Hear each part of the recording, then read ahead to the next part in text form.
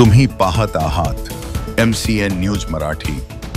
बुलढाणा जिल्ह्याच्या लोणार तालुक्यातील रायगाव येथील शेतकरी अर्जुन कोकाटे यांच्या 3 एकर शेतातील सोयाबीन गंजूला अज्ञात व्यक्तीने आग लावल्याची घटना घडली आहे।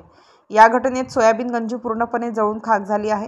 शेतकरी अर्जुन कोकाटे यांनी आपल्या 3 एकर शेतातील सोयाबीन कापून त्याची गंजी लावलेली होती, मात्र रात्रीच्या वेळी कुणीतरी अज्ञाताने गंजी जाळून टाकली आहे। त्यामुळे शेतकऱ्याचे आर्थिक मोठ्या प्रमाणात नुकसान झाले। तर शेतकरी अर्जुन कोकाटे हे आठवडाभरापासून हॉस्पिटलमध्ये उपचार घेत आहेत। तात्काळ पंचनामा करून आरोपीला अटक करावी आणि नुकसान भरपाई द्यावी अशी मागणी शेतकरी वर्गातून होत आहे। MCN न्यूज मराठीकरिता भूषण शेटे, लोणार। कोकाटे यांना अटॅकची लक्षण जाणवले असून ते रुग्णालयामध्ये संभाजीनगर येथे ॲडमिट आहे।